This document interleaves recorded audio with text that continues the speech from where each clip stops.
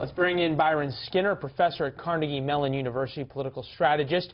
Now, the Trump campaign connected us to her, but she says she is not an official surrogate or supporter. Professor, nice to have you with us. Thank you. Thanks for having me, and it's Kiron, like Byron, actually. Kiron. It's good to be here this morning. I'm out in California. Well, we're glad to have you from California there. Help us understand this as we look at what happened there in Detroit, that video from Peter Doocy of the protesters and the accusations. And this isn't the first time to African-American pastors who support Donald Trump calling him a sellout, saying that they're only out there for their own fame and fortune. Do you buy that, or do you think the protesters don't understand something? I think the protesters are really channeling what's been going on in the progressive movement and the Democratic Party, unfortunately, but there's so many other African Americans, not just the pastor with whom he visited today and the parishioners, but when you think about the diversity coalition, which Mr. Trump has, and the many people of color across this country who are listening to what he's been saying since last year during the Republican presidential race and in the primaries earlier this year.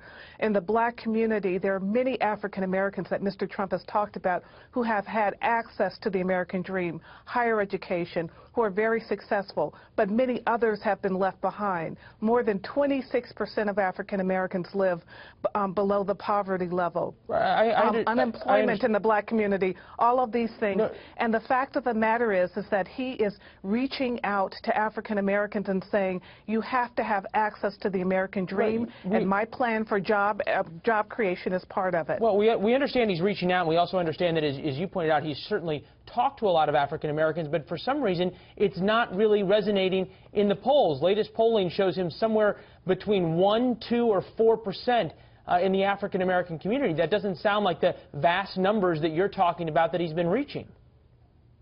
Well, actually, I think depending on the polls that you look at, his numbers are higher, and they've started to soar a bit in recent days. All the reliable polls that have sound methodology and live interviews, they all say the same thing. It just the message doesn't seem to be resonating. So the question is today the start of a new message? We saw a little bit different tactic today. Do you think that'll make a difference?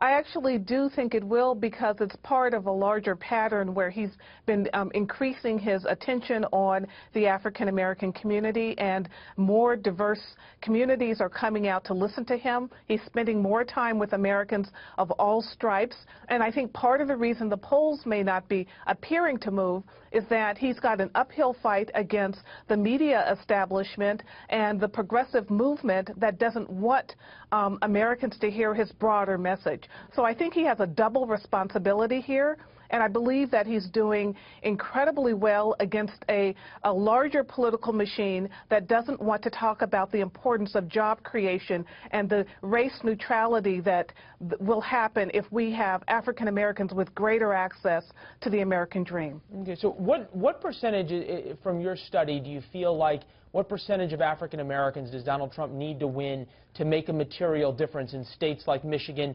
Pennsylvania, and Ohio? What percentage of the vote does he need? It's the percentage that Republicans have been really eluding for many, many years. If he can get 13 to 15% of the black vote, I think more blacks will break for him in the race, and I think that's the fear of the Democratic Party, because Secretary Clinton does have challenges with important demographics within the Caucasian race, for example, white men who are skeptical about her. So she needs the African-American vote in the high numbers that President Obama got, 93% and 95%. If Mr. Trump can cut into that lead, I think he has a very strong chance of winning this race.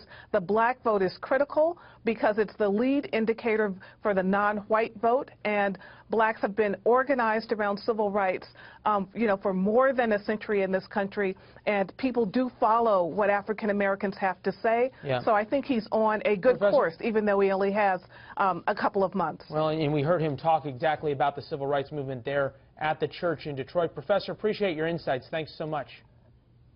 Thank you.